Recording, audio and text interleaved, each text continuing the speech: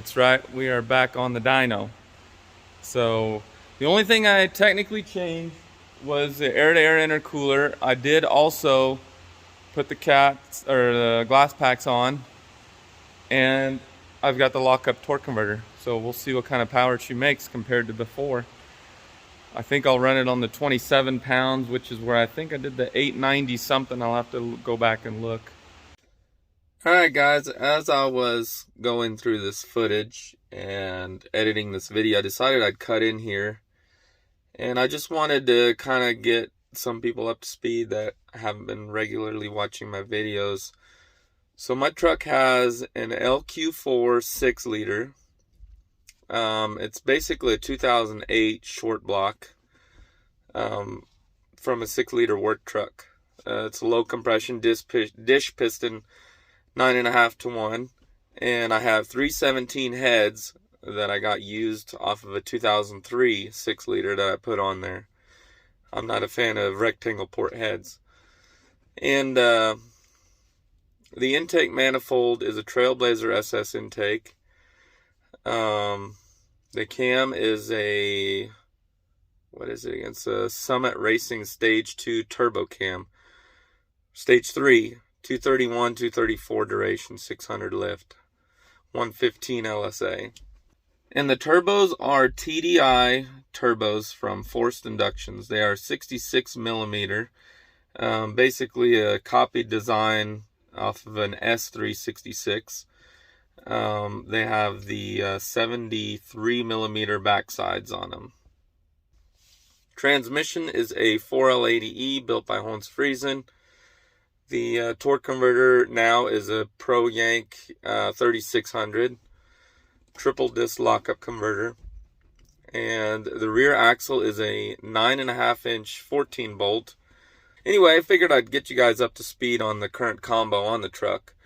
And in this video clip that I'm just about to play here next, it's actually from when the truck was the same combo. I just had the Circle D 252 converter running it unlocked, and I had the smaller intercooler and no glass packs. That's the only difference between this run that I'm about to show you and the rest of this video. So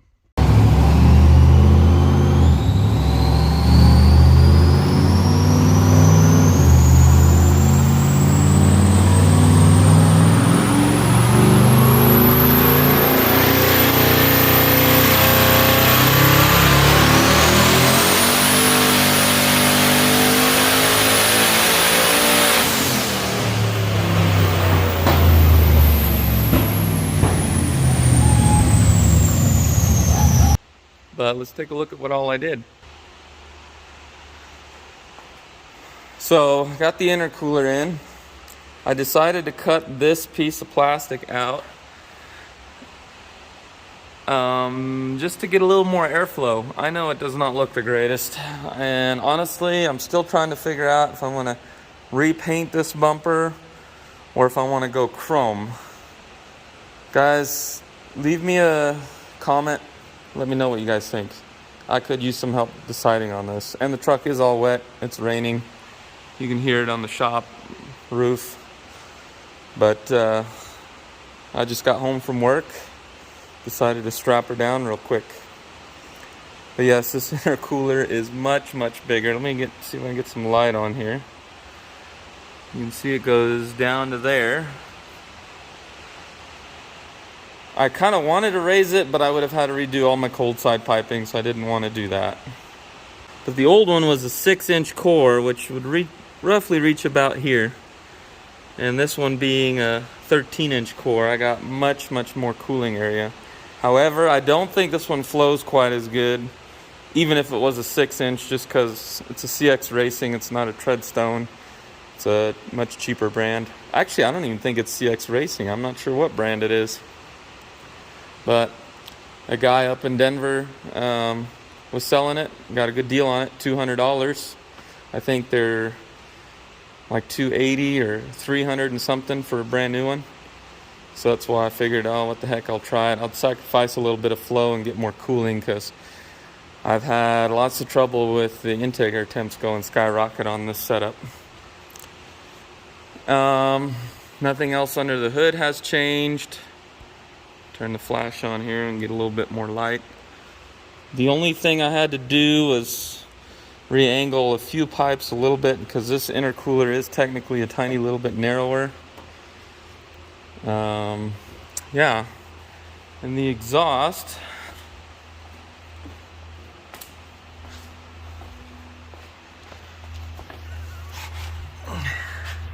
we got it right there. Glass packs with turn downs. So it did quiet the truck down quite a bit. However, it's just drone city now. Usually that's what happens. I really want to run the exhaust over the axle and out the back. So this is where I need you guys' opinion. And personally, I love the roll pan look, which is what I have now.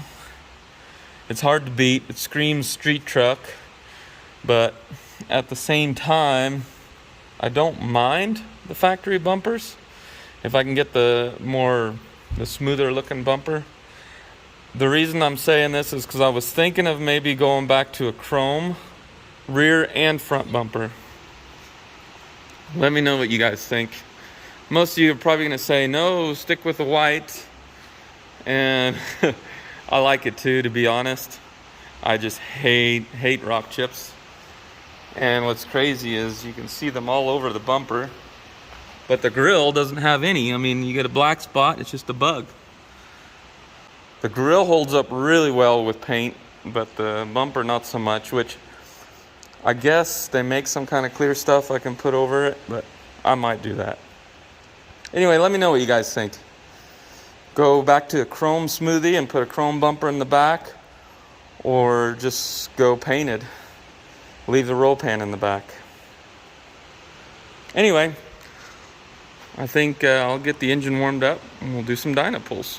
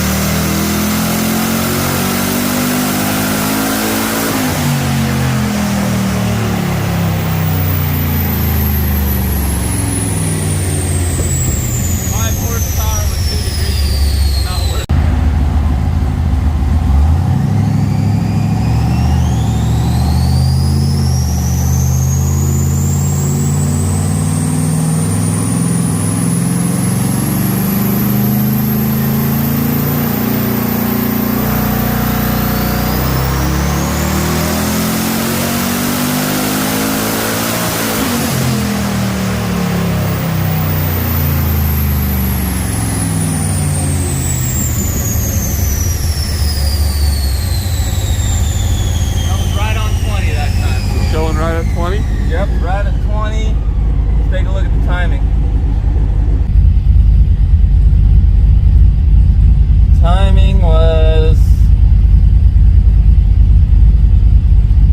20.6 minus, 19.8 pounds, 20.6 minus 3 is going to be 17.6 degrees. 90 degree intake air temp. I guess. Try adding or taking out timing. What would you do on 20 pounds? Where was it at? 17.6 at 6,200. Where was the peak horsepower?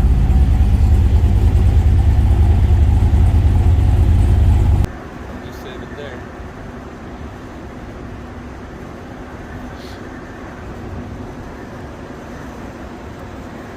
So it looks like peak horsepower was at this RPM, which is right here. What is that? 56.99. You still don't want to make high RPM power, but it didn't drop a whole lot, looks like the RPM. That carries okay. Alright guys, so after playing with it some more, this would be the final numbers for 20 pounds of boost. I don't feel comfortable adding more timing on a stock bottom end, but I'll go ahead and flip the camera around and show you guys. Alright, so there you can see the purple line. It's 20 pounds of boost. It sure likes that timing up top. So I have on there +1, so I'm actually running at peak horsepower. It was 893 horsepower at 6,582 RPM. So she likes to make power up there at 65. But yeah, I guess I'm gonna go ahead and turn the boost up to 24, and we're gonna give that a try. But those are all those lines you see there. I was messing around with different amounts of timing here and there. On the red line, you can't see that one, but that one I was down quite a bit. I went 2 or 3 degrees lower than the tune I had on there, and it lost quite a bit of power. Added some timing back in for the yellow and green, but then I was like, well, I know. Also, you'll notice, sorry, it says 24 psi right there on the red pull, but I just mislabeled that one. But that was the lowest timing, and then the second lowest timing was actually the white one there. You'll see it says -2 from the green line. I think yellow line was the baseline run. And then I added 1 degree, but only on top with the green line, and it looked like it outdid the yellow one just a little bit up top. So then I was like, well shoot, let's pull timing back out. So I pulled timing out with the white line, and it didn't seem to do much up top, but it definitely lost a lot in the mid-range. So then I was like, well, let's go back to the base and add 1 more degree everywhere, and that it really seemed to like. So yeah, I don't really want to add more than that, because we're actually at peak RPM up there at 6,500. We're running quite a bit of timing right now. Let me take a look what it is here. We'll open up this data log here.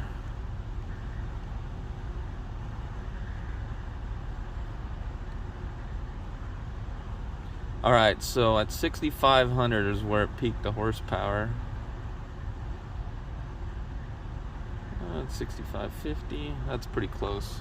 Ignition timing shows 23 degrees, and if you guys remember, my reluctor's off by 3 degrees, so that puts it at 20 degrees even. So that seems like a lot of timing, 20 degrees with 20 pounds of boost, or 19.9. But again, it is up at the peak RPM where the engine's not very efficient, so it can take that amount of boost. If I had some good heads, a good intake on there, I wouldn't have the guts to run that much timing up there. But I think it works with this combo, so I'm gonna turn the boost up and we're gonna see what it does. Alright, so my camera guy left me, so I gotta do it all on my own here. Alright, so I have 21.6 is getting me right at 20 pounds of boost, so I'm just gonna add 4 pounds. I'm gonna send that, so it puts me at 25.6, but should get us 24 pounds of actual boost. That's why I'm doing it that way. Alright, we'll give her a whirl and see what she does.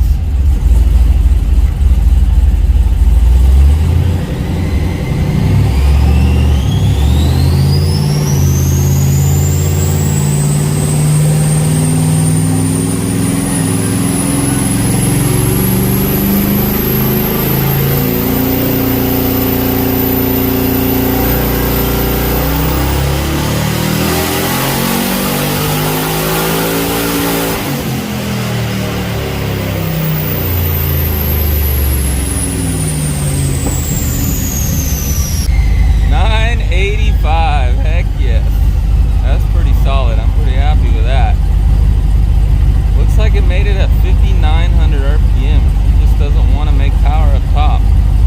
Alright guys, we hit the 985 on 20 pounds, so we're gonna go, or on 24, we're gonna go to 27 to compare with what we did before, and I'm gonna consider that max. I'm not gonna push it harder. Hopefully it don't puke the guts out, but if it does, it does. We'll see what happens.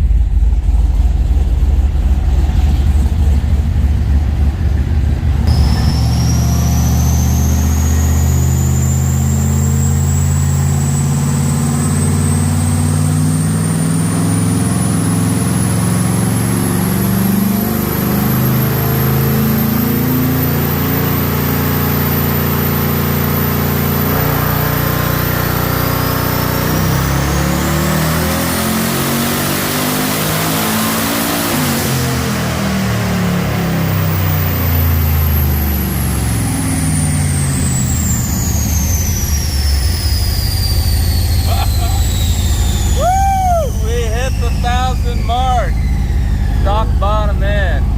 Actually, it's a stock head, stock bottom end, everything. Probably on borrowed time, but it's fun. Let's take a look at that. At 6,000 RPM at that.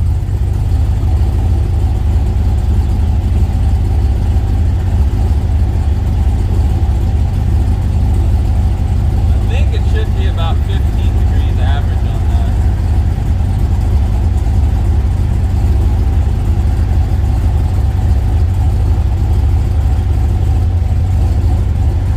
Now it's picking up everywhere. Still carrying it good.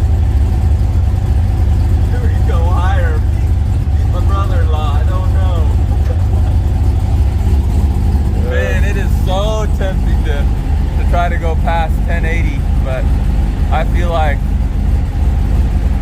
that's just too much for this stock bottom, man. I think we're gonna not push it any harder than this. This is gonna be my scramble if I'm behind someone and I really need to get him yet. We're gonna hit that button. But sounds good, guys. Well, thanks for watching. We'll see you next time. He built this truck to gap 5.0s.